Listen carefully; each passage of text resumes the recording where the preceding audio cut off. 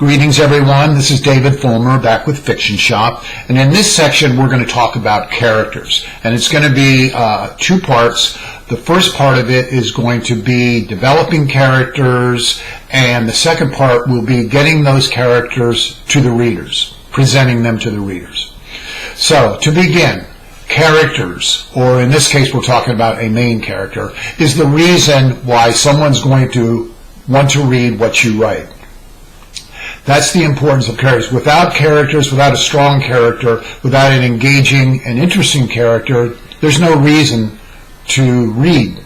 And you all know this from your own reading.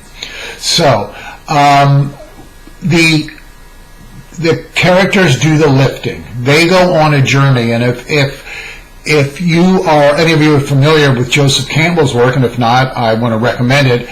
He talks about these archetypal themes in mythology, in stories, since the beginning of human history. And one of the main ones is the hero's journey, where a hero goes on a journey, is changed in some way, and comes back. And along the way meets challenges. So essentially, that's what our stories are about, and that's what our characters do. So, to begin, whoever your character is, whether it's fictional or non-fictional,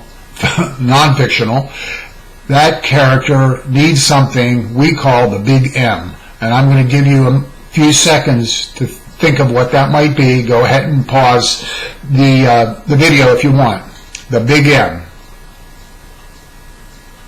And what is the big M? The big M is motivation. That your character has to want something. Otherwise, what's the point? So, your character wants something, has some drive, has some motivation to go on this journey. All right, we've got that settled, and you need to know what that is very clearly, and it needs to be, the motivation needs to be very simple, and all of these are very basic. It can be as simple as that this character just wants to survive. The character wants to find love. This character wants to solve a mystery of some sort. What is that motivation? And if you remember from the plot structure segment that we did, the main plot, the pipeline down the middle of the story, that's your motivation. That is the dramatic question. All right. You remember from settings, or if you go and visit the settings session, we talked about immerse and evoke, and it also applies to characters. And in this part of the character session, we're going to talk about immersing, about developing a character, about creating a character that's going to be interesting going on that journey. So, how does that begin? Well, we begin with, I just said the big M. Well, this is the big B. You know what that is? I'm not going to make you wait. The big B is a backstory, is a biography. Your characters need to have a foundation, just like a plot does. They need to have a biography that you're very familiar with, that you're immersed in. And so you will know who they are and what they will do in a given situation. And this will do so much of the heavy lifting for you if you get this work out of the way early on, to really understand this character, what motivates them. All right, so what I've come up with is sort of a three-stage approach to creating a character. And the first stage is the basics, the simplest facts about a person's life. Kind of the things that you would know if you met somebody for the first time, or were meeting someone for the first time and just started to talk to them and got to know them a little bit better. You would find out certain things. So, I've got a list. It's called a Character Builder Kit, and it's on the website. If you go to the Fiction Shop page, you'll see there's a little icon, and you can click on it. But it's the basics. That character's age, ethnicity, gender, geographic origins, the family, all the basic facts about that character. Their age, of course. Anything that would just be, basic stuff that might even go like on a census or something like that. An in-depth application of some kind. It's a basic factual profile of that person. All right, that's the first part. And again, you can go to the website and the web page and click on the icon, and you'll see what I'm talking about. And you can print it out, and you can fill it out for your character. And again, we're talking about main characters here. You give most of your attention to your main character, and then as you go down, into the next level characters and so forth, they get less and less. But you need to know everybody that drives a story, any character that drives a story, that drives some part of the story. You need to know who that character is. So those basics are the first part.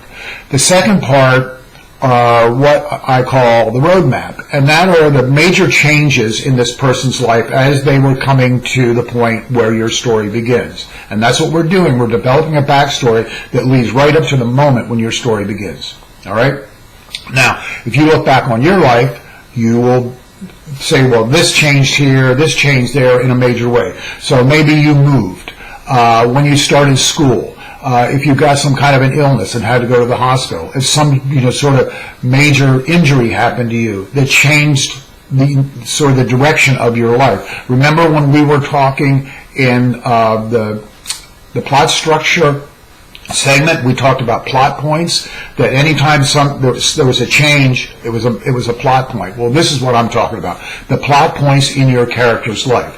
And they can go to, when they went to college, their first romance, etc. They got married, they got divorced, those things leading up to the point where your story begins. Now, the third part is the one that's a little bit more involved, and that is the drama and trauma section. Okay, the drama and trauma part of your character's biography. When we're small, things happen to us, to most of us. Sometimes they're not that major, sometimes they're just terrible things that happen to all of us. Those things are imprinted on us because we're small and we don't have any power and we can't do anything about them. So they become imprinted on us and we carry them with us for the rest of our lives. They help to make up who we are, and they help to determine what happens in any situation that we're placed in. We react in a certain way, and some of that, and sometimes all of it, is based on these dramas and traumas that we experienced when we were small, are issues. You've heard that before. So we have them in real life. You need to have them instilled in your character. Now, that doesn't mean they have this whole litany of horrible things that happen, but some things that did happen to them. And it can be anything that you can think of that's dramatic enough that it would imprint on them, and will determine how they react, how they function moving through your story. All right? So, you need to know your characters with a familiarity that you can basically crawl into their skin. And that makes so it's a combination kind of a relative, someone very close to you, a close friend, and yourself, all kind of mixed together. I mean, that's the level of familiarity, but just like we spoke about before with writer's mind, editor's mind, you need to be objective about that character and be critical about that character and make them believable, because that's what readers want. They want characters that are engaging, believable, that they can be interested in, that they can be sympathetic with as they go on their journey. So we're not talking about heroic, in the kind of writing that we're discussing here, which is realism. We're talking about real, dimensional people with real problems, real issues, real faults and failings, real weaknesses. And that makes the journey more interesting because they're carrying those things with them as they meet the challenges and the obstacles that come up as they go on their journey. All right. It makes them just more interesting, more sympathetic to your readers. So, when you have a an antagonist, a protagonist, a hero, you don't want that hero to be like super and then the end, and then have no faults at all. You want them to be just this more good than they are bad, so that it makes them a more complex person.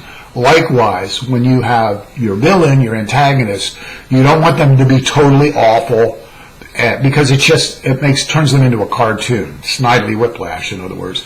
You want them to be their evil angels to be just a bit more powerful than their good angels, and that makes them much more interesting.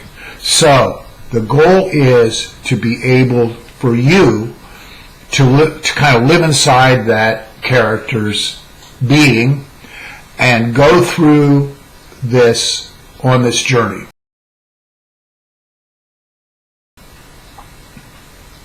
Now, let's talk about first person, writing in first person. It's something that a lot of writers, starting out especially, think is really easy. It's a really easy way to tell a story, a fictional story. Obviously, if you're telling a non-fictional story, then you're kind of stuck with it, with the I. But for fiction, first person seems easier than it is, and there's frankly very few authors who do first person really well. The problem with it is it's just too tempting and too easy to slide over from this fictional character into you, okay, into becoming you, and that's not what we want. We want a character that is separate from us. So I don't tell anyone, don't do it. If you can make it work, all the better. Make it work. Just be aware of these pitfalls. So what I would ask you to do is, if you write something, say you write a scene in first person, I want you to go back and write that scene in third person and just see how it feels, how it works. And then use your editor's mind to judge the two. And just be aware that first person is fraught with peril. And if you can do it, do it. But I want you to be aware of that. Now, in part 2, we're going to talk about presenting the character that you've developed with their backstory and their biography and all the things we just discussed. We're going to talk about presenting that character to your readers.